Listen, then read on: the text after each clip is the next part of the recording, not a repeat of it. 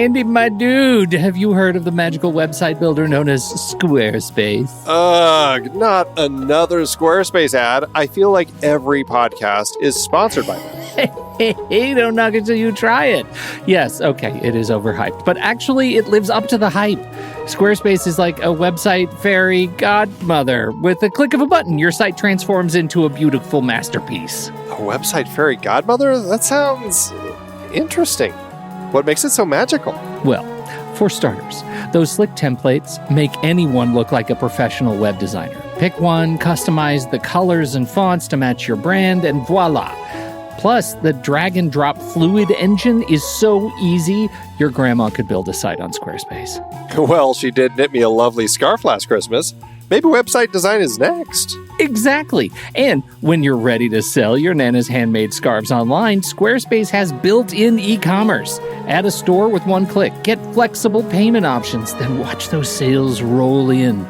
And when she wants to teach others her steezy scarf skills, Squarespace's new courses feature is just the ticket. Nana can set up her curriculum and enrollments and payments in a snap and become the next e-knitting influencer. Oh, wow, you really sold me with the grandma angle. Sign me up for that free trial. Just go to thenextreel.com/Squarespace and transform your site into a beautiful Squarespace masterpiece. Well, thanks, Pete. Even though it's overhyped, Squarespace actually sounds perfect for Nana's site's needs. Appreciate the warning on the ads, though. I'll brace myself next time I listen to a podcast. Anytime. Let me know if you need any help getting that site up and running.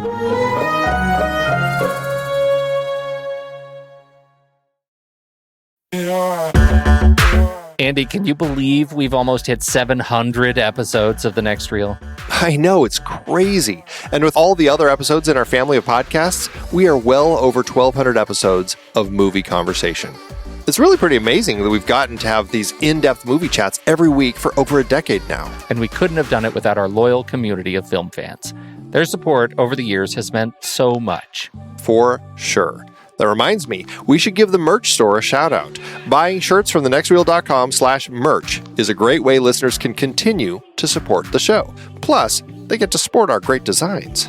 Absolutely. I think sometimes folks forget we have a variety of shirts, mugs, phone cases, and more available. In fact, a great place to start is with a shirt sporting the Next Reel's logo. We also have that classic Fast Times Spicoli Surf School tee, or the weirdly popular Rusty's European Tour shirt. The one from National Lampoon's European Vacation. Why is that so popular? Search me, but we have sold a ridiculous number of those. I guess there are a lot of Rustys taking trips to Europe? We're always adding new designs based on movies we've covered, like our brand new design for a streetcar named Desire, featuring a streetcar named Desire. So if you want to rep your love of TNR and films, head to thenextreel.com/merch. Every purchase helps us continue to have these weekly in-depth conversations. So visit thenextreel.com/merch today. And as always, thanks for listening and being a part of the Next Reel community. We've got lots more great movie chats coming your way.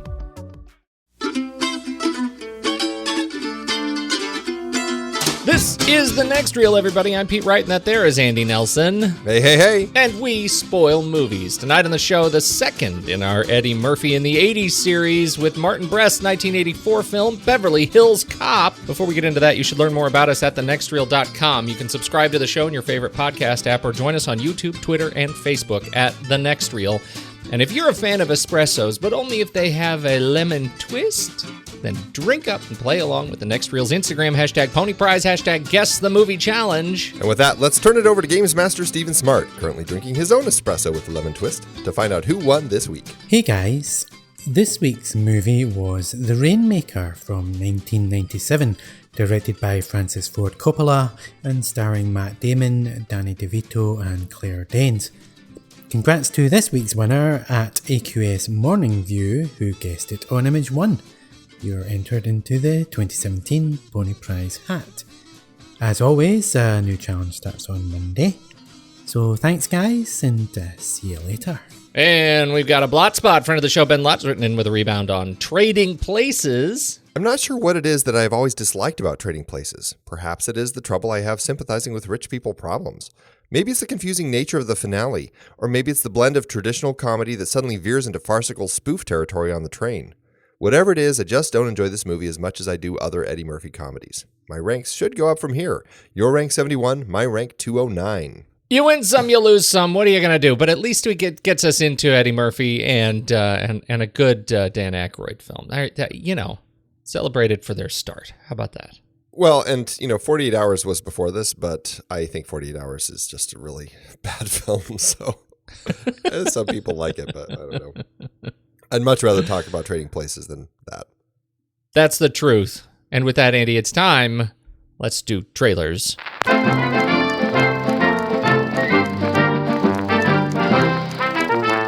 So my trailer is Spider-Man Homecoming, which I kind of can't believe we haven't talked about it being, that we talk about so many superhero films on our film board, and we tend to like them quite a bit. So, somehow when this trailer came up, we just kind of skipped over it for some reason. But this is the new Spider-Man. This is Tom Holland playing Spider-Man and Peter Parker. And, little Tom Holland looks like a geeky little teenager. I mean, he's 20, but he still has that look, and he looks younger than Tobey Maguire and Andrew Garfield. I liked both of those guys as Spider-Man. I thought they both brought a lot to the table, and I liked, the first two Tobey Maguire Spider-Man films. I liked the first Andrew Garfield Spider-Man movie. I'm a fan. I just love Spider-Man. He's always been my favorite comic book character. I think Tom Holland is going to be an equally great Spider-Man, and I love that they've kind of gone back to an old school look with him. Very, very primary colors as far as his red and blue. He's got the little web flaps between his or under his arms. Just everything about it looks super cool. And I love that they finally are playing nice here with Sony and Marvel, and that we've got Iron Man popping up in here, and even Happy pops up. So it's great. I think it's really exciting that we're blending all of this together, and it's a new Spider-Man film. And we've got my favorite part of the whole thing is that Michael Keaton is actually coming on board to play the villain. And he's going to be the Vulture, and I am just super excited about having him involved in the film. I'm a little nervous, I will say, that it looks like it's kind of going the Robo costume like they did with Green Goblin in the very first Spider-Man film with Vulture's look. But, I'm definitely willing to, forgive it and see how it turns out. So what'd you think? When we talked about the last Spider-Man movie, maybe it wasn't the last one, but maybe it was the one right before that, we were really celebrating that because it felt like such an homage to what we knew about the character of Peter Parker. And I think this movie hinges on Tom Holland's ability to play Peter Parker. So I am really looking forward to that because I think he at least appears from the trailer to personify who I know as Peter Parker, better than I have seen done in the past.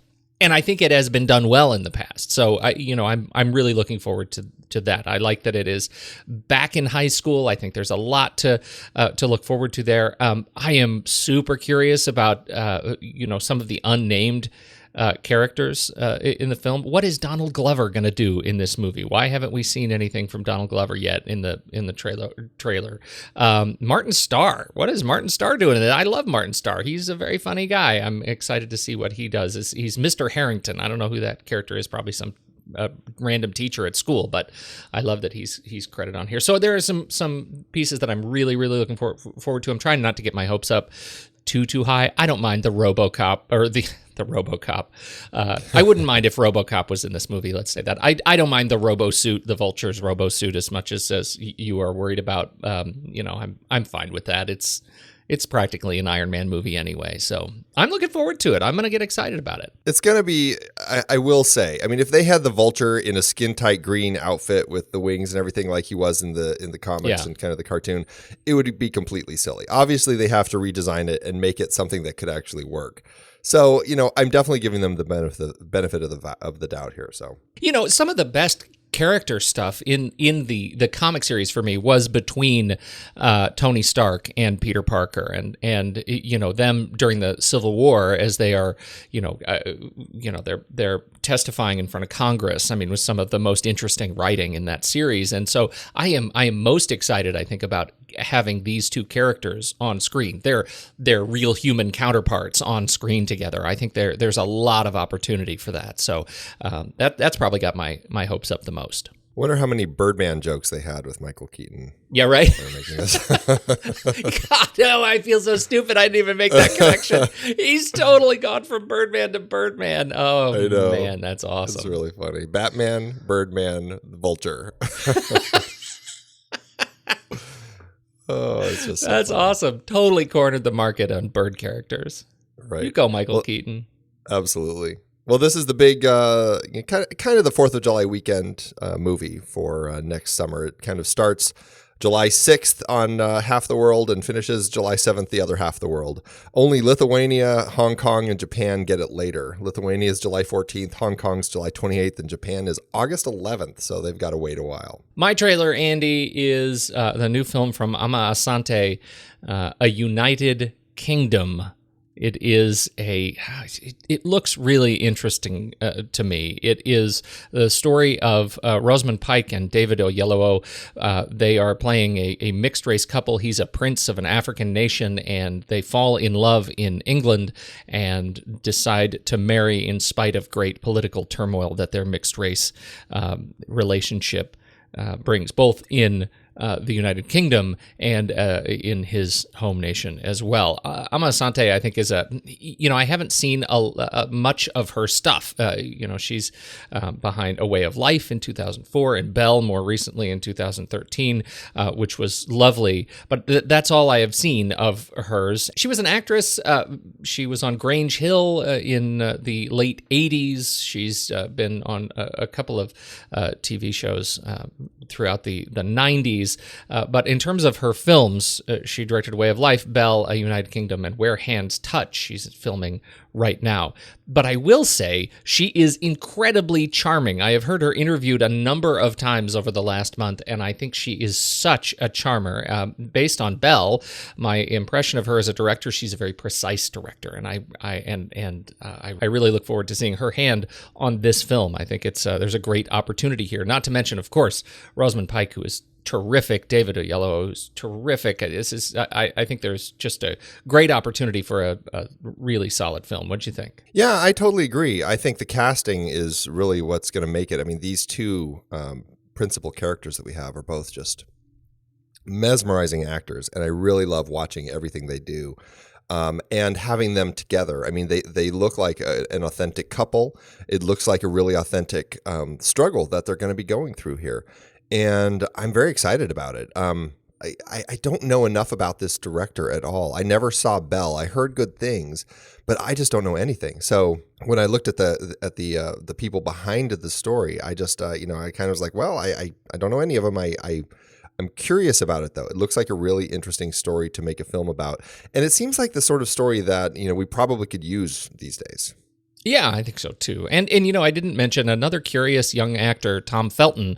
Not that young, but we saw him as Draco Malfoy through the Harry Potter movies. He's not Emma Watson, he hasn't testified in front of the United Nations. He doesn't have a circle to his credits yet. He doesn't have that kind of cred coming out of Harry Potter. He doesn't have that big of a name yet. But man, I have a feeling this guy's going to be around a long, long time.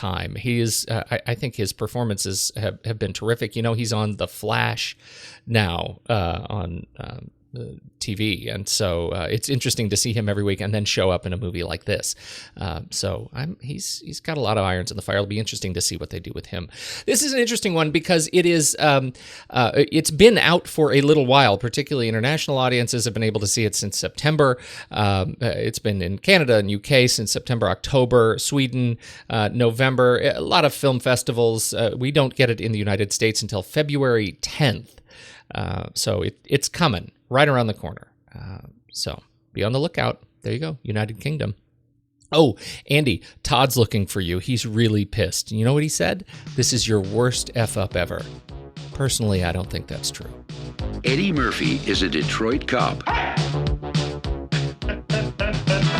on vacation in Beverly Hills. Hi, fan. My name is Serge, and how can I help you? Yeah, I'm looking for Miss Jenny Summers. She's very busy today. Maybe you give me your name? My name's Axel Foley. And what it's pertaining? I didn't understand what you said. Pertaining, what it's meaning, regarding. Oh, what's it regarding? I'm an old acquaintance of hers. Donnie? One moment. Donnie, run and tell Miss Summers that Mr. Ahmed Foley is here to see... Axel Foley. Axel. Axel Foley is here to see her. He's our old acquaintance. Donnie, this cover this up. It's like the breast of a dog to scrub for the customer. It's not sexy, it's animal. No, it's not sexy at all. May I offer you something to drink? A wine, a cocktail, espresso? No, I'm fine, thank you. I'll make it myself right back there with a little lemon twist. It's good. Try it. No, I'm fine. Beverly Hills Cop, Andy, 1984, directed by Martin Brest, written by Daniel Petrie Jr., Danilo Bach. We will talk about that for sure. The controversy it took to get this movie made stars Eddie Murphy, Judge Reinhold, John Ashton, Lisa Eilbacher, Ronnie Cox, Stephen Burkhoff, James Russo, Jonathan Banks, and so many more. It is a wonderful cast, a pinnacle of the 80s, wouldn't you say? How did this hit you? I thought this film held up really well. I was really impressed that it didn't feel too 80s-ish, you know?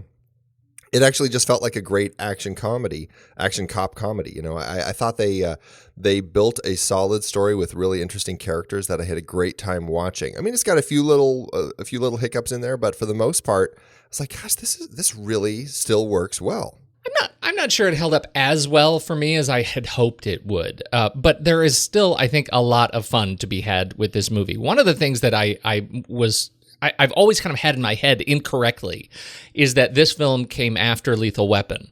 And so the opening scene in the truck, you know, is it cigarettes or Christmas trees? You know, you're not quite sure where the big opening chase is. That, you know, whose derivative is Beverly Hills Cop a derivative film? But that's not true at all. Beverly Hills Cop came 4 years before. I'd never straightened out the date math in my head, and that makes me feel like Beverly Hills Cop is actually dare I say, more original than I'd given it credit for. What I love about it is this character, right, of Axel Foley as a movie detective. He is so pleasantly not crazy or divorced or an alcoholic or suicidal or just generally mean-spirited or idiotic. He's not Ace Ventura. Like, there's just a lot to like about this character because he just looks like he's enjoying the world that he lives in, and he's doing good. He's much more kind of that sort of uncomplicated superhero character than some of the other movie detectives, certainly of the time and since. So I really liked it. I feel like that cuts both ways. The film and the character are pretty one-dimensional. It's a pretty straightforward story, simple, cuts right to it, and so I feel like if you're going to enjoy this film, you're going to enjoy it because you're right into the story, and you enjoy the charisma of Eddie Murphy and these detectives on screen, and you're not likely feeling particularly challenged by the narrative. No, and I don't think this was a film designed to feel challenged by the narrative. You know, it's a very straightforward kind of a detective story, cop story, figuring out who done it, really. But I think that the writers, along with Martin Brest directing it, really honed in on creating really authentic characters. I mean, I don't know. I really bought into every character in the film. They all felt really lived in. When you have moments between Eddie Murphy talking with Lisa Eilbacher, when he first comes in and hooks up with Jenny again back in Beverly Hills, it feels like they are old friends. You know, everything just felt authentic. And I think that says a lot about the script that these guys wrote and how Marty ended up directing it. It just felt real. And so even if it might be a little on the one-dimensional side and just a really straightforward sort of 80s cop comedy, it worked really well, I thought. Yeah, I think so. I was trying to think of other great black detectives that we've seen on screen, and I could only come up with a couple. And so I'm curious if you have come up with more. Sidney Poitier and Morgan Freeman. You know, this ain't no Seven. And, I feel like we have to throw Danny Glover in there, although it wasn't, that movie, Lethal Weapon, the series wasn't really about challenging him as a primary detective. It was definitely more a buddy movie first. And he often played more of a foil to Mel Gibson than sort of primary crime solver. Can you think of any other great black character detectives?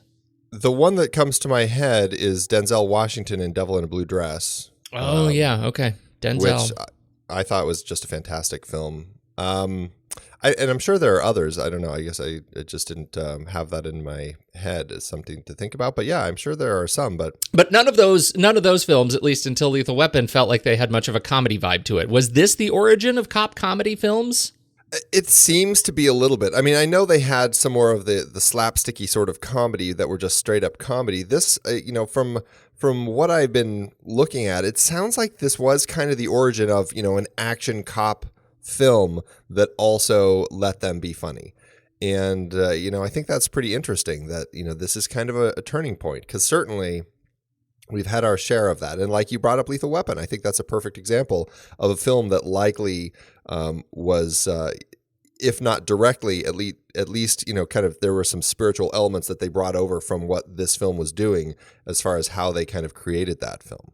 The film, it was, I don't know, I hasten to say troubled getting it made, because it took a long time to get it made and get the right script, and it went through a lot of hands to get the film made before it ended up in Daniel Petrie Jr.'s pen. But it may be the path that it really needed to take. I think it just took a while to gestate and for people to figure out exactly what the movie was going to be. I don't think it was ever actually troubled. It just... Yeah. they were trying to figure out what it was. I mean, originally, and we'll get into the kind of the origins of the story itself, but Simpson and Bruckheimer had this idea, and they brought in Danilo Bach and talked to him about it and had him kind of pitch a story version of it, and they liked it, so they had him write the idea. The script was Beverly Drive. This was back in '81 about a cop from Pittsburgh named Ellie Axel. And he wrote this original script about it. It was very action oriented. And that's kind of where the script was. And as things evolved, and at that point, it actually drew Sylvester Stallone in. That was where they were going with this. But it kind of fizzled and died. Nothing happened with the script. They couldn't get it off the ground. So everybody went on to different projects.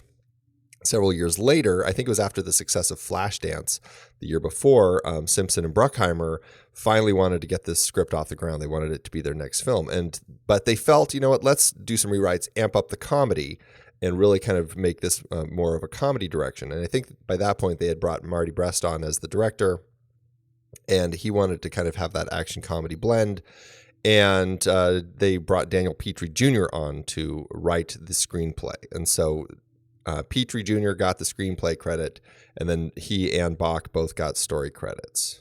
I feel like we forgive a number of story points in the script because of its comedy. Is that a fair thing to say? Yeah, I think so. I mean, I think that in this sort of film, there are going to be some of those story elements that happen, especially through modern eyes. I think things definitely happen back in the story here that, it's like, okay, that makes no sense, but it's a, breezy cop comedy. I'm going to let it slide. And there are things you would have seen in other, for example, Daniel Petrie Jr. Stories, Turner and Hooch. I'm surprised you didn't mention Turner and Hooch. I know that's one of your very, very favorite films. Hey, don't knock it. Really? I love it. And he also did The Big Easy, which was I haven't seen that in years and years and years. Dennis Quaid and Ellen Barkin. Speaking of strange murder mysteries, Daniel Petrie Jr. is behind a number of these films in the period, late 80s, early 90s, and so I feel like watching this movie on the big screen, I probably didn't think much about some of these points, but in order to get Axel into a meeting with get him arrested into a meeting with the detectives, he goes into Victor Maitland's place of business, into his building, and after an argument, Maitland has his goons throw Axel through a plate glass window that is right next to a door. And it's that shattering window, and the police are called. They show up right on time, and they then arrest Axel. And I found myself saying, why did they throw him through that glass window? That is such a messy way to get him arrested. And it looked really stupid to me at this point. But you know what? It serves a point. It's a cog that gets us connected to our two bumbling detective friends on the force. Did you have any of those moments? Well, that was absolutely one of them, because I mean, they could easily walk him through the door into the hands of the Beverly Hills PD, who could take him in, right? And I mean, that could totally have been that way. And there's no reason to throw him through the window other than to get a laugh. And that's why it's there. It's not a great laugh, though. I mean, I didn't laugh. It was flat. Well, it's funny in a way that's like, okay, that's funny that they throw him through the window, but then it's like, but it's their own window of their own building. There was no reason to do it. It's like it's when you think about it, it's just complete nonsense that happens. Now, I've heard a defense of this sequence that one of the critics said that the case is made that they cleaned up the mess in the script in this particular area, because it was that they were finding a challenge getting everybody connected by later. When Foley is finally in the Beverly Hills Police Department, we hear Bogomil say, the Lieutenant Bogomil say, we have this prominent citizen, Victor Maitland. He called and said that Foley had gone in and started tearing up the place. And that it read to me as more of a throwaway line, and it didn't justify it. It was insufficient to justify that particular point. No. And another issue is the same thing. It's like at the end of the story, we've got Maitland. I mean, sure, he's kidnapped a girl and everything, but they all go back to his mansion, and then there's this huge gunfight at his mansion. And it's like, I don't know, it made me question. I mean, this is a guy who up to this point has been, according to our characters in the film, a very upstanding, very well-respected figure in the art community in the country. He's a very important person. Why is he, one, going to have all these people with machine guns at his mansion, and two, bring a kidnapped girl back to his mansion, and then have this huge gunfight, to get these guys at his mansion? It's like he's ruining everything that he's built up to this point. I know it kind of fits the ending of the film and all that, and we need to have the big gunfight, but in context of the story, it's like, this is absurd. He would never have set his life up this way, where all of this would happen at his home and his life would be destroyed. Because if he succeeds and kills these guys, he's still screwed. It's like everybody's going to go, well, why did you have all these machine guns at your mansion and all that? It's just, there's no sense to it. That feels like another great weakness to me, that they had never made the case throughout the context of the movie in that character that he would ever do anything like that. There was never, and I think that they could have had the end of this film, if he had been a much more sort of thuggish or goonish, leading it. But they made him such a sophisticate that I think you're absolutely right. I think it's crazy. It definitely felt like, felt more like a Stallone or Schwarzenegger movie of the period. Absolutely. I mean, he's smuggling cocaine. Obviously, he's going to be in that world. But do it at some other place other than his mansion. It makes no sense for the story. And you don't necessarily, I mean, part of the weakness there is not just the machine gun. And the machine gun stuff is absurd, and that holds up as particularly dated.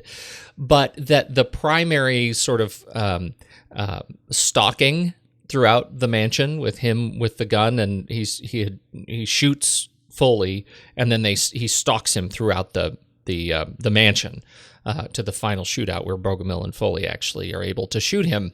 That feels also unjustified. Like I'm not quite. I don't quite buy that he's that he would have resorted to or that he was desperate enough to pick up a gun himself. I don't think they made that case sufficiently enough. Yeah, it's a little rough, but this is a Simpson Bruckheimer film from the 80s. In that context, it all works, right? Yeah, I mean, absolutely. It fits what they were doing with the story, even if it's absurd. Martin Brest, director, went on to become, I guess, Howard Hughes after he made this, after his brief stint as a director. He doesn't have a whole lot of credits, but he has a particular knack for this kind of movie. What do you think of his direction? Yeah, what I like about him, and we talked about him a while ago when we talked about Midnight Run, which is a fantastic film.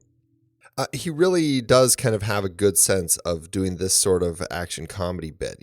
I think that what works well. And even if you look back at the clips that you can find online of his short film Hot Dogs for Gauguin from when he was a film student at NYU, he just has a sense for kind of that action comedy and putting some really interesting characters in it. And I think what he does well is give us a real good sense of these characters and kind of play within the genre as far as what they're doing in that genre, but making it all feel really authentic. So I think that he does a great job here, and I think he was a great choice for Simpson and Bruckheimer to bring on to actually make this film. And interesting that he gets this film. I mean, you look at, we talk a lot about how, these young directors are getting big budget films and how that's kind of a novelty, or that's kind of a new trend, right? Where we've talked about, is it a strategy to scapegoat? Is it really celebrating the talent? What are the challenges that go on with that? We've talked about that before. Well, this is kind of the same thing, right? I mean, he did Hot Dogs for Gauguin as a short. It was remade as Hot Tomorrows as a feature. And then he did Going in Style, which I think is ironic that would sneak into our conversation after your really reluctant trailer pick last week. And then Beverly Hills Cop with Eddie Murphy, who by now was a much more bankable star. So arguably, it's a very similar kind of trend. Here we are going from 1979, Going in Style, to Beverly Hills Cop 1984. Don't you think? Well, yeah, and you say it's a growing trend. I think what it shows us is that this trend has been around a lot longer than we give credit to. This is something I think producers had been doing probably long earlier than we ever imagined, finding these young and up-and-coming talents that they say, hey, this person has a really interesting voice. Let's bring them on. Obviously, the producers are still wanting to find a way that they can have a little bit of control, a little bit of say. But I think it is telling that they would try to find people who had new and unique voices. I mean, but it is a really interesting choice as a director for this because, I haven't seen Going in Style, and like I talked about when I talked about that trailer, I'm very curious, though, to see kind of what the action comedy blend is in that kind of brought them to say, hey, he'd be great for this. Me too. And I, you look at what he does right after. We've already mentioned Midnight Run. I mean, that is that has a very similar feel. What's so interesting about these two movies, and I'm intentionally leaving out Scent of a Woman and Meet Joe Black, although you really could say the same thing about Scent of a Woman, is that Brest's style really is to not have that much of a style of his own, right? I mean, this movie in particular, Beverly Hills Cop, absolutely showcases who Eddie Murphy wants to be in this film. Like, this is a film that lets him shine in the ways that Eddie Murphy shined in 1984. Midnight Run, what a weird pairing that was. Having seen the movie now, you realize that those two guys were absolutely perfect together on screen, and his sort of the machine that he puts in place is to let them shine on screen together, and I think that's he's really good to let stars be stars. Well, I think where he shines, and I think his mark, you could almost say, is getting the script developed to a place where these actors can inhabit these roles. Like I said, they feel really authentic. And I think you could say that about all of these films, is that he puts the right actors into the script with solidly written characters and makes sure that these guys can fully develop them. So I think that's kind of his stamp, is just knowing how to make sure that the characters in his scripts feel absolutely authentic. And let's take it all the way to Meet Joe Black, right? I mean, would you ever have expected Brad Pitt to be able to pull that off? I don't think you and I have ever talked about Meet Joe Black, but I found that I haven't seen it, so I can't speak to it. What? I know. Are you? That's not a joke. I've never seen it. How have you never seen Meet Joe Black? Haven't you done a Brad Pitt series? Oh, that was Tom Cruise. Oh, no, man. I kind of skipped that one. Everybody said it wasn't worth watching, so It's worth watching. Gosh, Andy, you go see that movie. At least so we can talk about it. I found it's long, but I found it deeply moving, and I think that's another one of those experiences of you have to be at a certain place in your life, I think, to understand it. But God, I would never have pegged Brad Pitt. That is something that I really thank Martin Brest for doing is pulling this same trick about creating the space for these actors to authentically inhabit these parts. And I think Meet Joe Black is one where whatever you think of the movie, I think you can say that about those characters for sure. Well, and, I do want to see it because, honestly, his filmography is not that long. I want to see Meet Joe Black, and I am going to muscle through watching Gigli, his final film, just to see exactly what happened. This was, it was his first original screenplay since Going in Style when he wrote that. And I don't know exactly what happened, but it sounded like the script was very interesting, a very kind of strange ending and all this sort of stuff. But the production company, it sounds like they wanted him to change it. Now, he had Final Cut, and they knew that. So what they did is they kind of said, well, then you have to do reshoots. And they made him do all these reshoots and all these reshoots and all these reshoots. And finally, somehow they got creative control away from him and totally cut the film up. And obviously it turned into a huge disaster. Everybody still makes fun of it. And it was his last film. He hasn't directed, and that was 2003. So it's been now 14 years, and he still hasn't done anything. So I'm really curious to go back and look at his films to see exactly what it was that kind of broke him, because he hasn't done anything and he's kind of disappeared off the map. So I'm curious what happened with him. That's the Howard Hughes reference, right? I mean, he went dark. I imagine him sitting alone in a theater watching Gigli over and over again. Pining for what could have been. Yeah, right. Yeah. Anyway, he's interesting. He's one of those that I really, especially after seeing this film again, I really hope he comes back out and does something else new. 14 years is enough. Martin, I know you're listening to the show. Come on out. Give us something else to talk about. He's an interesting director because he really believes in his films. And I think that speaks highly of him. He, to the point where Son of a Woman, when they cut that down for TV and for airlines, he actually dropped his name from it and put in Alan Smithy because he wouldn't have his film go out without it being the way that he made it. So I think that speaks very highly of kind of him as a storyteller and making sure that what is shown is his vision. So. That's a funny one too, because as a director, Alan Smithy has 88 credits because it is a common pseudonym that we see from time to time. He also directed apparently Hellraiser 4 and Burn Hollywood Burn. Makes me wonder why he didn't let Alan Smithy direct Gigli. That's a great question. First shot, last shot. Yes.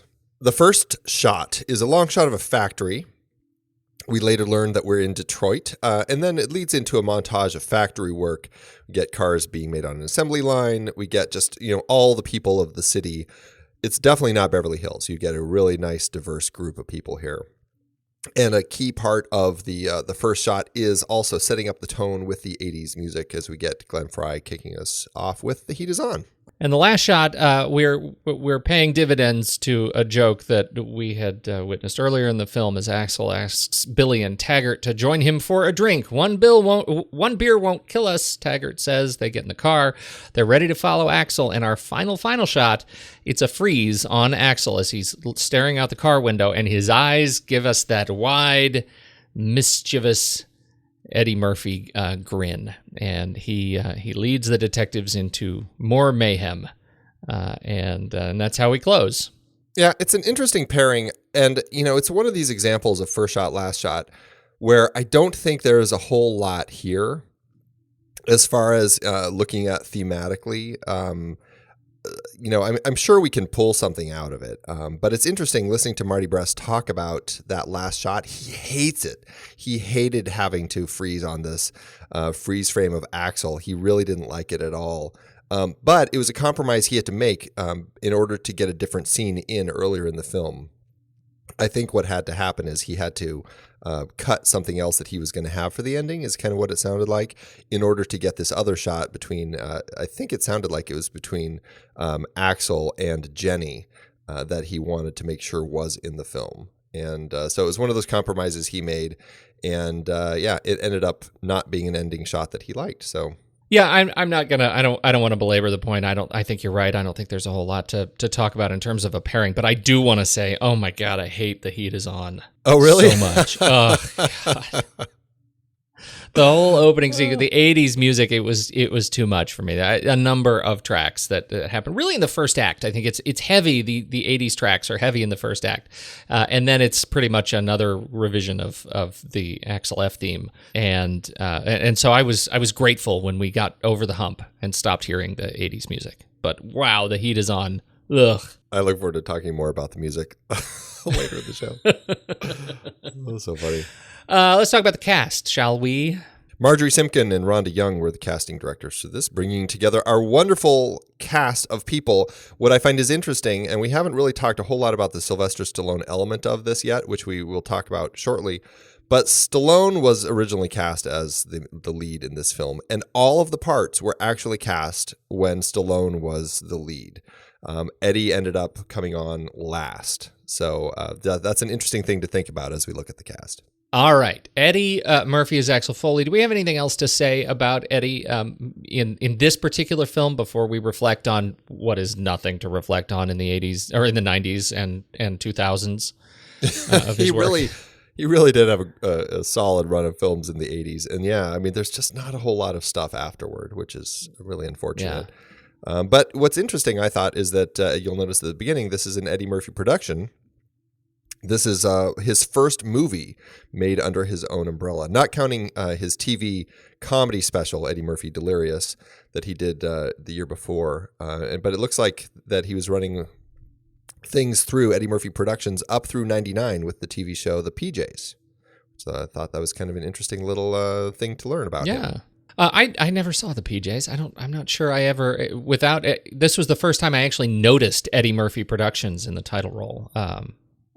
I'm not sure I knew anything about his production company. I don't know much about it either, other than, I mean, he obviously was at a point that where his popularity had kind of gleaned him some ability to have a kind of a creative producer, a little bit of a hand in how things were shaped in the films. And so I think that coming on board to this, that was probably something that he wanted when he signed on, is that, I want to, run this through my company. I want to have a little bit of creative control. Can we compare this this film to Fletch, 1985? I wrote that note in here because I thought it was so interesting how his character is so much like Fletch. I mean, he is so ready when he gets into a situation to jump into a different character. And I found that really interesting. Fletch came out afterward, but the books came out before this, right? Right. Much before. And that's an interesting thing when I look at these characters, because that's sort of what I expected. I think that's what my sense memory was of Beverly Hills Cop before watching it this time around, that there was much more character work, much more sort of funny accents, and it was really much more subdued than I remembered. He does a little bit of it. In the beginning, we see him kind of in a character before he goes back to the police station in Detroit. But generally, if he goes into a character, it's going to be in response to another character like Serge, his conversation with Serge. Generally, he plays it pretty straight. This is in contrast to Chevy Chase, who goes full character, full teeth, wigs, costumes, the works, and ends up being a much more sort of straight up comedic performance than I think we see in Eddie Murphy. Yeah, what Eddie Murphy does here, and I think he does it so well, is he just takes his actual persona and just puts a little twist on it to play some people in a particular moment. He does it with the maitre d' at the Gentleman's Club when he goes to see Victor Maitland there. He does it when he's caught poking around in the Bond warehouse, whatever that place is. I think those are really the only two places where he kind of creates kind of a fictional persona as to who he is. It's not like you said, he's not with a funny nose and all that sort of stuff. It's just he is himself, and he uses that to his advantage. And that's what I thought was really interesting, and a great difference from Fletch is how, when he, like, for example, when he gets caught in the warehouse, he just plays up the whole fact that, here's this black guy who's, dressed down, we'll say, and he uses that to his advantage, despite the fact that he has a badge, to say, and you guys just let me walk in here without stopping me or even questioning me. I think that's really interesting, and I think that's a really interesting spin on the way that he is approaching the situations. Yeah, I agree. It is interesting, and I think you can sort of see the the SNL alum kind of taking over, looking at this movie and saying, hey, we can do that Chevy Chasier. It is a different movie with the same sort of vibe, and in fact, I look at Beverly Hills Cop 2, and you almost feel, even though I don't think it was as good of a movie, but you almost get the feeling that they were trying to sort of double down on that particular angle of the character. He takes control of the house. He does all sorts of these kinds of things in the movie. I think more so than he does in this film.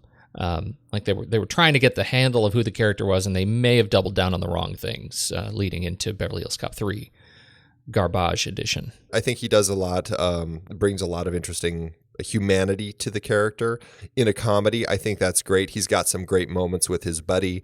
He's got solid moments with the other cops. It's just, in a cop comedy today, I feel like sometimes they amp up the comedy too much. And in this particular film, I think he, working with Martin Brest, were comfortable allowing some serious moments to kind of be there with these characters that I don't think you would necessarily see as much these days. So I really appreciated those moments. And I think that he brought a lot to the table here. Judge Reinhold and John Ashton play Detective Billy Rosewood and Sergeant Taggart. They are the duo that is charged with following Axel. These guys, they're great together, right? We have the kind of little bit oafish but much more sophisticated. That's not the word I want. You can't be oafish and sophisticated, can you? We have the sort of oafish but much more experienced Sergeant Taggart and the very inexperienced and bright-eyed Billy Rosewood. They bring so much of the comedy through. They're sort of the straight couple to Axel's comedy, huh? Yeah, Marty told them when he was directing them, he's like, you guys just need to play it like an old married couple.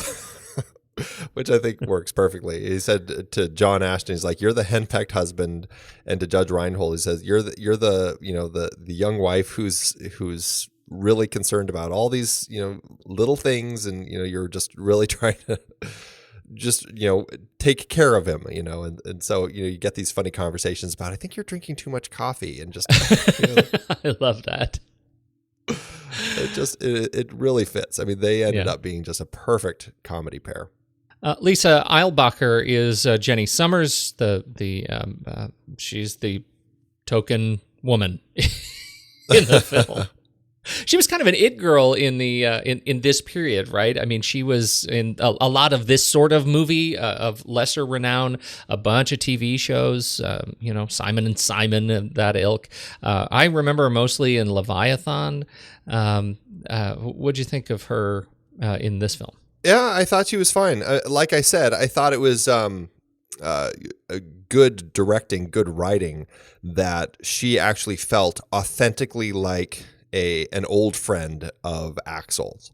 And I really liked that about the film, is that I actually bought that. So, and I think she played it well. I think she and Eddie Murphy had a good chemistry, from the moments where, he does his laugh and she kind of imitates it, or when she's talking about his little peach fuzz mustache on his face. I mean, I just loved all those moments. Mm-hmm. They felt like real people talking. Yeah, I agree. Most interesting of her part is the legacy that came of her part from the Stallone draft.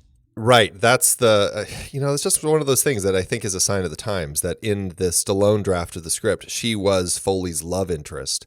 And apparently when they did the rewrites after Stallone left, they apparently felt the need that it couldn't be a former love interest or a current love interest. It had to just be an old friend. So, I mean, it's just like, really? You couldn't do that back in 84? But apparently really terrible. Yeah.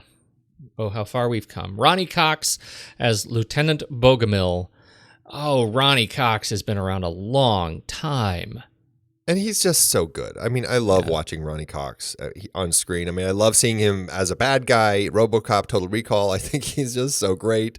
But here, it's just like there's something about him and the way that he relates to Eddie Murphy and just those little kind of smiles that he has. Even that he gives a hint of a smile when Eddie Murphy is spinning that story about the other two guys being super cops and all that. Like he sees what he's trying to do. He gets it. And he's it's like he's willing to go along with the whole thing until Sergeant Taggart ruins it all, you know? Totally.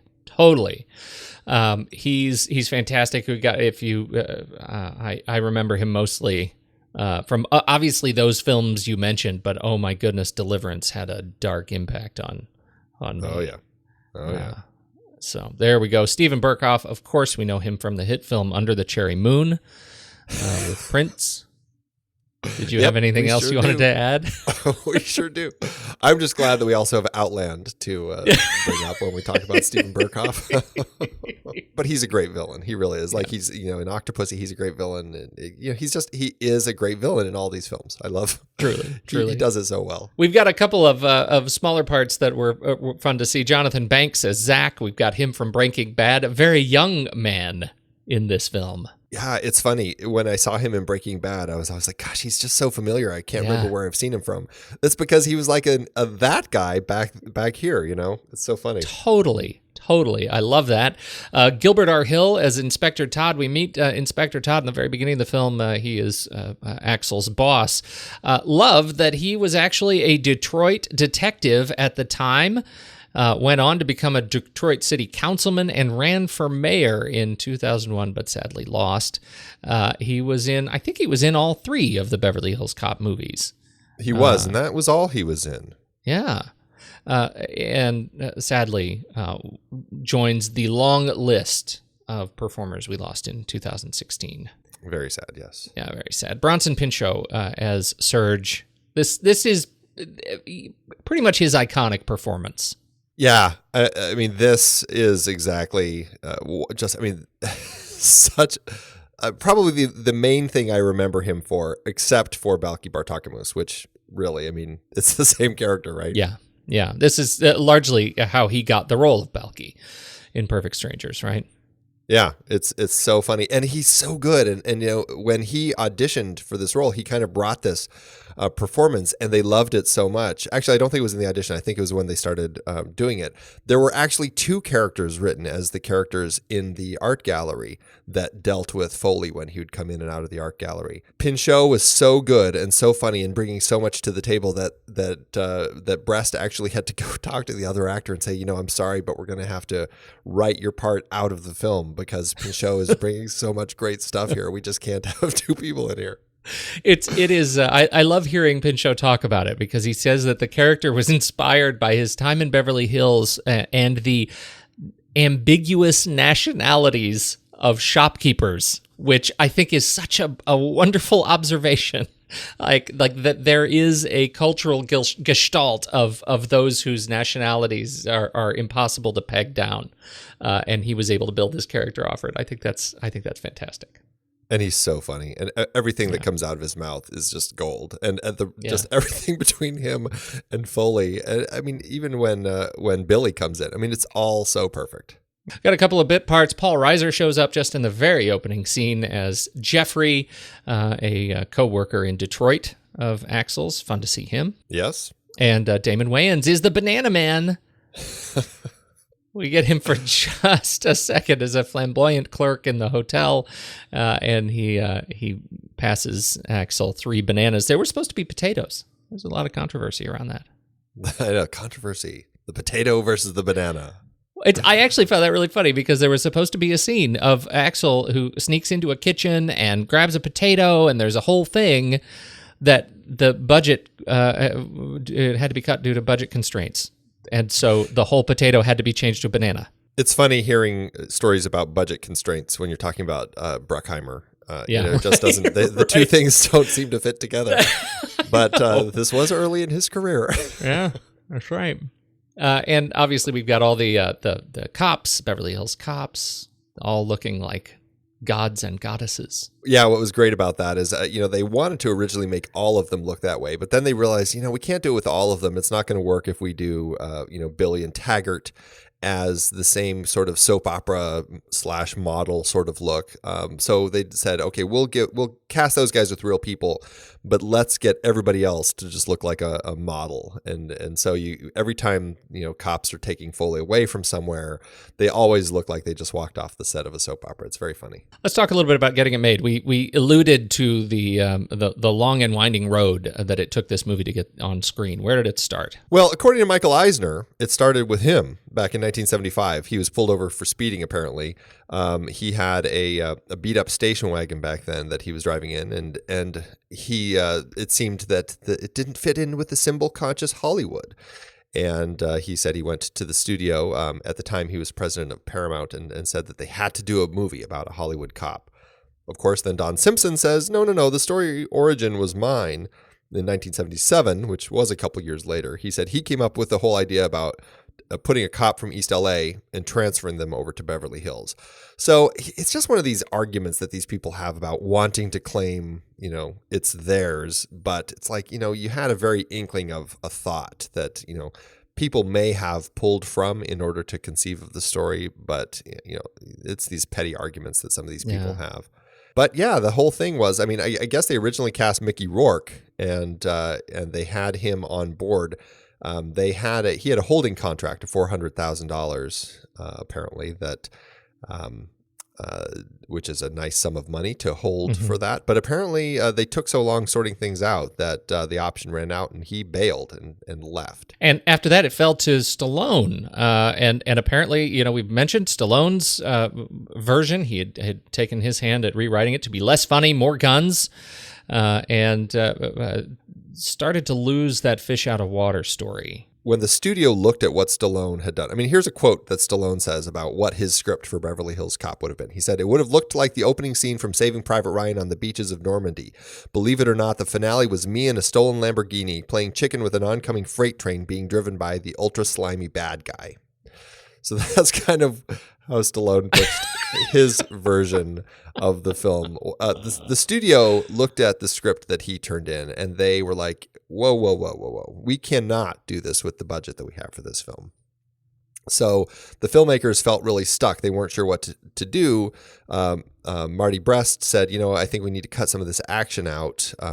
And we need to tell Stallone that we have to cut back on all the action in order to actually make this for the budget. They told Stallone, who I guess was a real gentleman, totally understood. It sounded like he wasn't like Mickey Rourke. I don't know if he had a holding contract or what, but he didn't make them pay him any money or anything when he left. Nothing like that. So he totally got it. He left. And they went on to bring on Eddie Murphy. There is apparently a rumor that actually Stallone quit because they couldn't come to an agreement over the kind of orange juice he wanted to be served on set. I'm not sure at this point which story I believe, Andy. Well, I know which one is more fun. He left. He'd actually changed his name to Cobretti in the script so that they could call him Cobra, and lest we not leave a epilogue on this story, he did take much of his change to this script and fashion it into his character for Cobra. Right, which he made a few years later. Yeah. Murphy wears a Mumford High School shirt throughout the film. Did you notice the Mumford High School shirt? Every time he was on screen with it. Do you really? Mumford Phys Ed. Yeah, Mumford Phys Ed department. I had never noticed it before, but now I'm a huge fan of Mumford & Sons, and that's new since the last time I saw this. So I noticed it this time and thought, what is that all about? Turns out it's Mumford High School. This is a school that was across the street from a murder scene that they researched in prep for the film in Detroit. Detroit PD had taken some folks from the crew over to this location. They were learning about police work in Detroit, and as to honor the school in the area, Murphy wears the shirt throughout the whole film. Well, and I think even more so to honor Jerry Bruckheimer, who went to school there. And Gilda Radner, even. That's right. Very popular high school right in the murder district. Apparently. Very funny. I'm making that up. I don't know if there's a murder district. But I did also read that a number of places that they wanted to shoot the film, Brest was willing and ready to go, and their police liaison refused to go in certain areas of Detroit. That's what I hear. That as they were shooting, they went to certain areas that the police refused to go. Right, like filming some of the opening shots of the people and everything. Right, yeah, they wouldn't go with them. Yeah, very interesting. Interesting. Location, let's talk about locations. Yeah, I think what's interesting, filming a story that takes place in Beverly Hills, they couldn't actually film much in Beverly Hills. It's not actually, at least at the time, I don't know about today, but it was not a very film-friendly city. They had a lot of restrictions on when filming could be done, like, here's a half-hour window, you can film in that window, and stuff like that. It was very frustrating for the filmmakers. So most of what they found was outside of Beverly Hills. The mansion was over in Santa Monica. The things were all over the place. And even the Beverly Hills Police Department, they would not let them even look inside the building to see what it looked like. So the whole set that they built was really kind of a fantasy version of what they kind of thought it was going to look like. Apparently, the Beverly PD set was built from scratch to look like obviously, it was to look like the opposite of Detroit, which, didn't look like this. It was influenced by Brest's own original concept art from the NORAD set that he'd put together when he was, before he left War Games. And I didn't even know he'd been on War Games. Yeah, I guess he got fired. His version that he was trying to make, I guess, was a much darker version. And they opted to, which is funny because here's the guy who's kind of the action comedy guy. Yeah. But on that, he was going a much darker version. And they fired him so that John Badham could do the action comedy bit. Yeah. So strange. Your favorite hotel is the Beverly Palm Hotel. I had to do some research at this because, Beverly Palm Hotel was the hotel that Axel stays in, kind of filling in for the Beverly Hills Hotel. He was paying $235 a night for a single room in 1984, although they upgraded him for free to the deluxe suite. Today, the single room, which they call the Superior Room at the Beverly Hills Hotel, goes for $645 a night. And the suites, and the suites, they have a huge variety of rooms there, but the suites start at $895 a night. And the Grand Deluxe Suite goes for $5,400 a night. Wow. And that's the one you usually stay in, right? That's where I usually stay when I go out to LA. Yeah.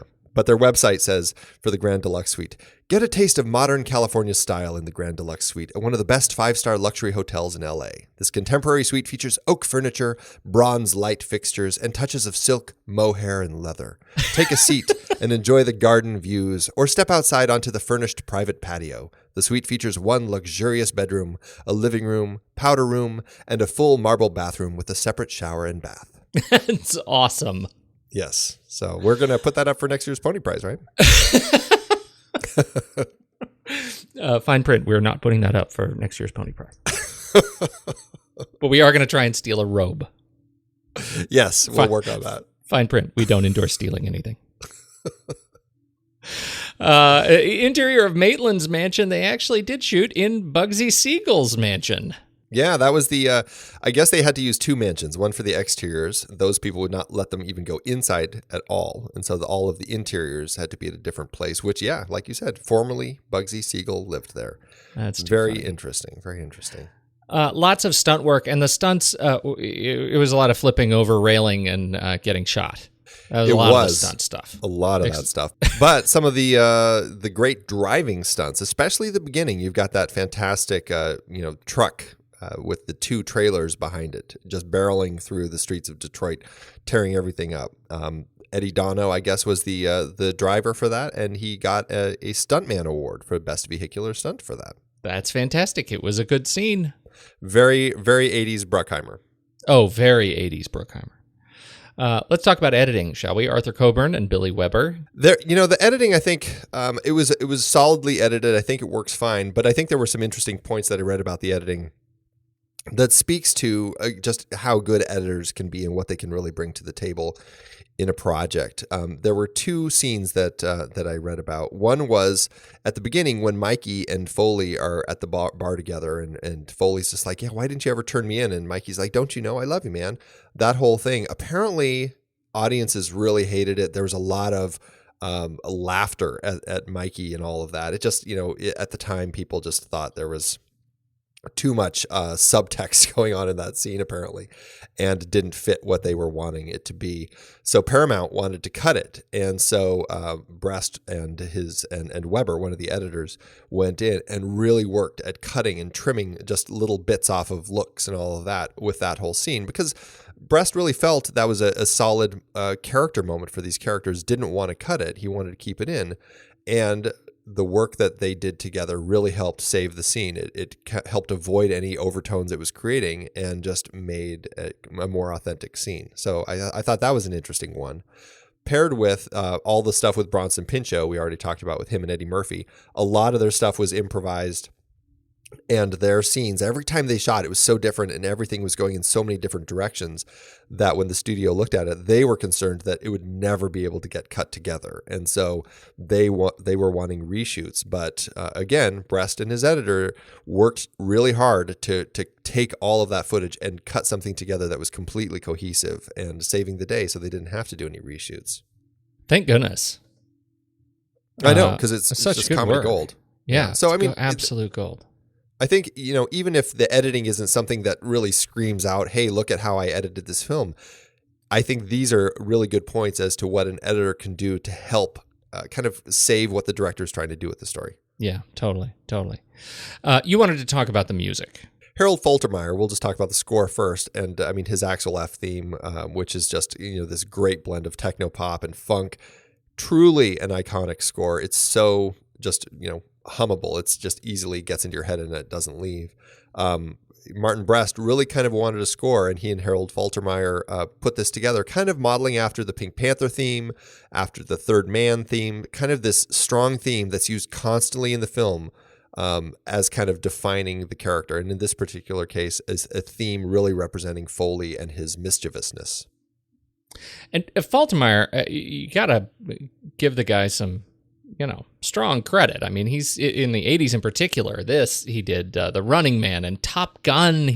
So he's been around a long time. He did this on the Axel F theme. Took 3 synthesizers at the time: a Roland Jupiter 8, a Roland JX3P, and a Yamaha DX7. People, the most famous synthesizer ever. That's the one I had. That's actually the one that I learned to play the Axel F theme on. I felt like such a boss. Oh, my goodness. Anyway, so I actually really like the Axel F theme. I think it works really well, and I think it has so many different layers and different, when you deconstruct the parts, each individual part actually works on its own, and it is used, I think, very effectively throughout the film, such that it doesn't feel repetitive. It feels like motion, and I think it works great. I do too. There are often times in films where they choose to use a particular theme over and over and over again, where I feel like, it didn't work, and I just felt like the theme was just constantly hitting me over the head. In the 3 examples that or the 2 examples these guys had, Pink Panther theme and the Third Man theme, I think those work exceedingly well in the film. And using those as models, I think, was a great idea, because you're right, the Axel F theme, used as it is throughout this film, works really well. Yeah. Now, the soundtrack. Did you have the soundtrack in the 80s? Oh, yeah. Of course. Yeah, this was one of those ones that I had and listened to just nonstop. Actually, I think it was my dad who had this soundtrack, and I kind of pilfered it from him and ended up listening to it probably far more than he ever did. I pretty much knew it from beginning to end and just loved listening to it. Now you look at the soundtrack, there are definitely some songs on it that I don't think I'd ever want to hear again. Don't Get Stopped in Beverly Hills by Shalamar, Do You Really Want My Love by Junior, Emergency by Rocky Robbins, and then Rock and Roll Me Again by The System. Some interesting classics, but I actually really still enjoy the Patti LaBelle songs and the Pointer Sisters. And I know those are probably ones that hit you over the head as far as way too 80s, but New Attitude, Stir It Up, Neutron Dance, I don't know. Those to me are just, they fit so well with the movie, and I still love listening to them. That doesn't surprise me, actually. I got to tell you, it does not surprise me. It is so what is it? It opens on Glenn Frey. Right. And then we immediately go into Neutron Dance when the truck is getting stolen. which I think is obviously I can't unpair those two things in my head when I hear the music start and he says, let's get out of here, and the truck starts and then the music starts. Obviously that's of a piece, but does it not hold up for me? It just seems really silly. But you do have to admit, this is Jerry Bruckheimer. This is a perfect example of what Jerry Bruckheimer was really doing with the films that he was doing at the time, and for quite a long period of his career, where he would really design the movies to fit the soundtrack, or design the soundtrack to fit the movie. Really just kind of made it all one whole thing, right? And I think he does it here. He does it in Top Gun. I mean, it just really kind of became a signature almost of what he would do with the films that he was producing. And in this one, he and Brest both wanted the music and the score to drive the action, not sound effects. They really wanted it to be the music. And I think this kind of kicks off what Bruckheimer is doing. So, you got to give it some credit. No, and I do give it credit. No, and I absolutely give it that very credit, Andy. But I think the the thing that I'm reflecting on is just how terrible the music of our youth really is. Well, yes. Like pop music of the 80s it's naturally dated, and there are some acts that really hold up, but there are some that certainly don't. And I find it so interesting that Glenn Frey writes one of the most dated songs on the soundtrack, and yet he's responsible also for some songs that are absolutely timeless in his career. So it's more a commentary on what was considered popular when we were young teenagers. Blech. How dumb were we? I completely agree, but I still like him. Guilty pleasures, I guess. What can I say? This movie has been on a roller coaster of remakes and promises since its release. Oh, yes. Beverly Hills Cop 2, directed by Tony Scott, came out in 87. Beverly Hills Cop 3, directed by John Landis, came out in 94. This reminded me that when we did our, I think it was Couples on the Run series a number of years ago, that I think Steve Sarmento mentioned, you guys should have thrown in the Blues Brothers, because then you would have had 3 Couples on the Run films that we would have done, that all the directors ended up doing a Beverly Hills Cop film. Because we already that's really funny. Tony Scott did True Romance.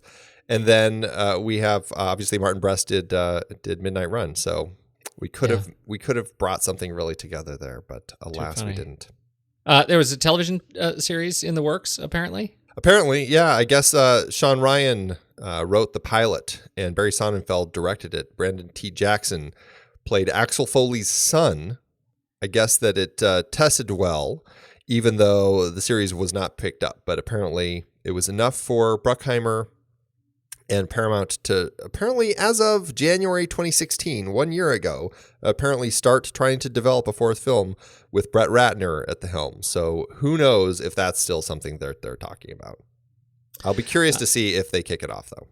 I will too. I think one of the things that I had read, I don't know about I can't vouch for the truth of it, but that in that particular show, there was a cameo of Axel himself, Eddie Murphy himself, and that so overshadowed the role that Brandon Jackson was portraying that they thought, maybe there is enough credibility of Eddie Murphy to revise this role that we need to put the brakes on and actually see if we can do this as a film. So clearly, even after a decade and a half of tough films, Eddie Murphy still has a lot of pull. I mean, we always pull for Eddie. I really am always hoping that he's going to do stuff. I mean, he did Mr. Church, which really kind of got, creamed at the box office and the reviews and stuff. But I'm hoping that he'll start doing some good stuff again. Any awards for this one? Yeah, it got nominated at the Golden Globes for Best Motion Picture Musical or Comedy. Lost to Romancing the Stone, which I would probably pick over this one. Eddie Murphy was also nominated for Best Actor in a Comedy Musical at the Golden Globes and lost to Dudley Moore for Mickey and Maude. I don't remember much about that one, but I'd probably pick Eddie Murphy. At the Academy Awards, it was nominated for Best Original Screenplay, which I know you're quite surprised by. Lost to Robert Benton for Places in the Heart, which is not a film I really care for that much. But it is definitely a serious one, so I can see why they probably picked it. At the BAFTAs, it was nominated for Best Score. Harold Faltermeier lost to Maurice Jarre for Witness. And, a number of other things, including a Grammy. It did win the Best Score Soundtrack Album. And we already talked about, why that album spoke at the time. That's right. It's interesting. I feel like in terms of I am not as keen on this movie as I was, and I don't think I'm as keen on this movie as you are. I do want to revisit the great Roger Ebert and his review. Do you mind? Go for it. He gave this film 2.5 stars. And I just want to read a couple of points because I think this is fascinating. Eddie Murphy looks like the latest victim of the star magic syndrome, in which it is assumed that a movie will be a hit simply because it stars an enormously talented person. Thus, it is not necessary to give much thought to what he does or says, or to the story he finds himself occupying. Beverly Hills Cop is a movie with an enormously appealing idea.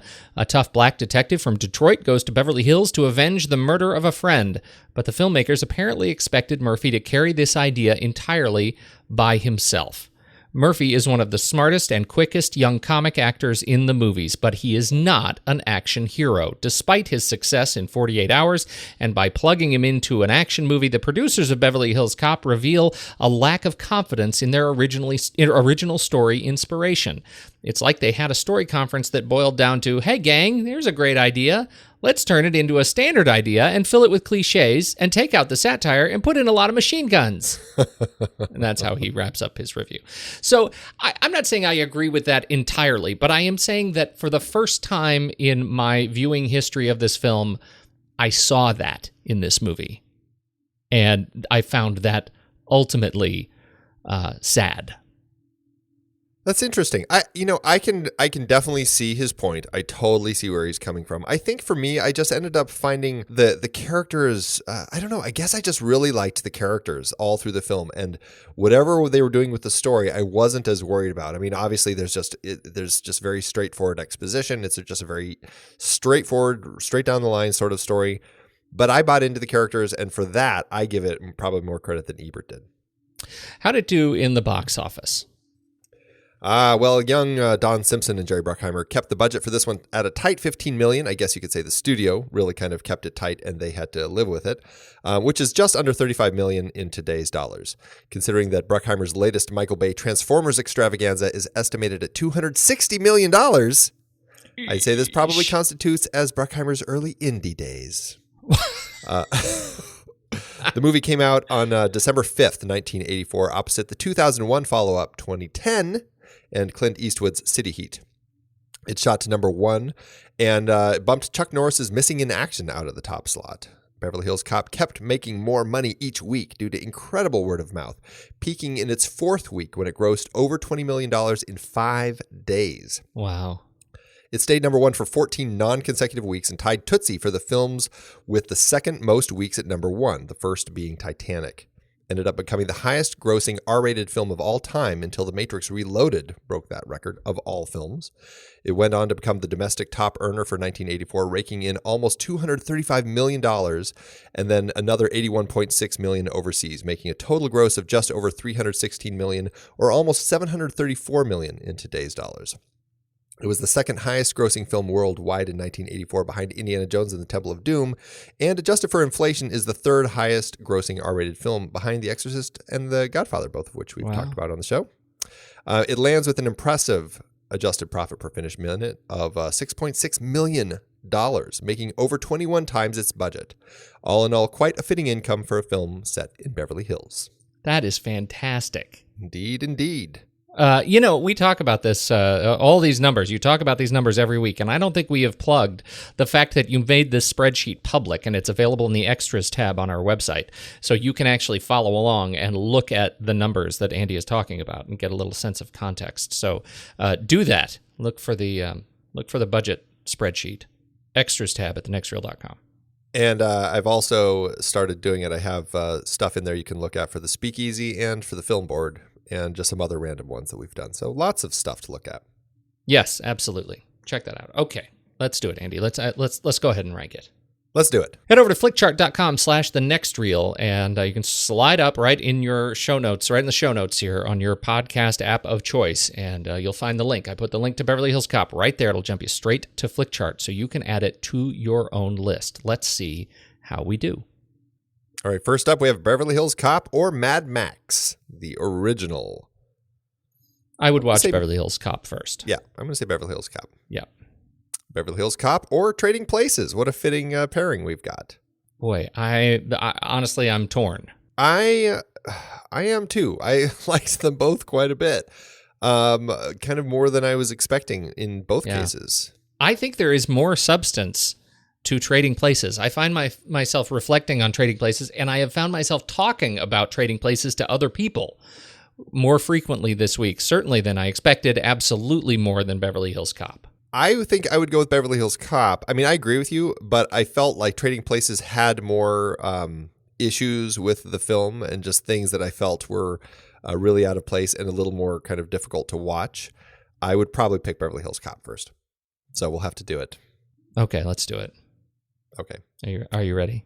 I'm ready. 1, 2, 3. Paper. Rock. Oh. Trading Places. All right, there it is. Trading Places. All right. Beverly Hills Cop or The Wind Rises, little Miyazaki airplane action. I'm going to say Beverly Hills Cop. Yeah, Beverly Hills Cop. Beverly Hills Cop or some Clint Eastwood, The Outlaw, Josie Wales. Outlaw Josie Wales. Outlaw Josie Wales for me too. Beverly Hills Cop or one of your favorites, The Man in the White Suit. I imagine you're Beverly Hills Cop. I am, but I'm pretty easy on this one. Are you? Yeah, I'd give you the Man in the White Suit if that's where you're going. I think I would watch Man in the White Suit first. Okay. All right, thank you. You're very generous. Well, you're a giver, Andy. It's a great film. Beverly Hills Cop or Apollo 13. Definitely Apollo 13. Apollo 13, yeah, absolutely. I like the Spanish language poster for Beverly Hills Cop. Super detective and Hollywood. Very funny. All right, Beverly Hills Cop or The Prestige. The Prestige. I'm going to say The Prestige, yeah. Beverly Hills Cop or The Abyss. I'm saying The Abyss. The Abyss it is. And we've got Beverly Hills Cop or a little Bong Joon-ho, Mother. I'm going with Mother. Oh, that was weird. Yeah, Mother. Yeah, Yeesh. Great film. All right, Beverly Hills Cop lands at 105 on our Flick chart. I think that's a good spot. 1 out of 5 out of 282. Yeah, I think it's a great spot, and what great matchups, too. We haven't talked about any of those movies in so long. It really was a solid I'd forgotten we matchups talked there. about The Abyss and Apollo 13. It's been a while. Wow. That's great. What does this do for your Letterboxd ranking? I still enjoyed this, and I had a great time with the characters. I'm at a 4-star. I am at a 3-star on this one, Andy. I think I fell this time around. So it makes a solid 3.5? It's a solid 3.5, yes. As solid as 3s and halves are. That's right. What are you going to do? This was great. And so this was part of our Eddie Murphy in the 80s series. We are wrapping it up next week with our third film, yeah? Yeah, we are going to be skipping over The Golden Child, skipping over Beverly Hills Cop 2, and we're going to be going all the way to John Landis's next collaboration with Eddie Murphy, Coming to America. I think I have seen that movie exactly one time. I think I've seen it twice, so I'm very much looking forward to revisiting it. Excellent. Back to Landis. All right, that's next week. Until then, Andy, I got to go to bed. All right, that's cool. Hey, don't worry about me. We've got cocaine and coffee here. We're going to get wired and have a big party.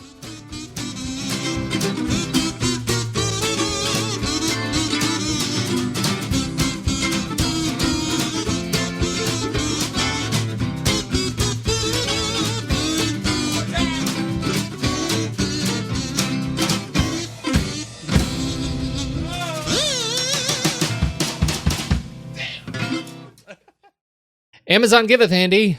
As Amazon always doeth. I don't even know. There's not, obviously there aren't a lot of 1 and 2-star reviews. I think there are 4 1-star reviews, and you win with, I think, the only 2-star review. Is that correct? The only one. That's right. Sassy comes to us from November 2013, and Sassy says, way too much cursing. She says, to be fair, I only watched about the first 10 minutes. There was way too much cursing, which detracted from the movie, and I did not continue to watch it. Now, Sassy, honey, Bubala, it's an R-rated Eddie Murphy movie. That really should say enough. Oh, just saying. All right, so true. Well, Amazon customer gives it 2 stars. It's not like I remembered. There are a few things that I thought I remembered about this movie. I remember it being very 80s. I remember lots of action, and I remember great humor. Well, it's definitely 80s, but as for the rest, some movies just don't age well, even when you mentally put them in the context of their time period. Movies like Top Gun and The Karate Kid are similarly classic 80s, but for some reason those movies remain watchable in their 80s sort of way, while watching this one in 2015 basically ruined all the good memories that I had of this flick. Ouch. You know, I see it. And let me just say, I would take Highway to the Danger Zone over The Heat Is On any day of the week. I would too. Thanks, Amazon. It is hard to believe that we have been having in-depth weekly conversations about movies since 2011. Oh, I know. You're telling me. Producing this show week after week requires a ton of work behind the scenes. If you'd like to help support our efforts, one easy way is by using our originals page when shopping for books and movies that we've covered. Just visit thenextreel.com/originals. Your purchases made through our links give us a small commission at no extra cost to you and allow us to keep having these great conversations. In Season 6, our Disease Films series had adaptations like The Omega Man, based on I Am Legend, The Andromeda Strain, Children of Men, and Blindness. I Am Legend is so much better than The Omega Man.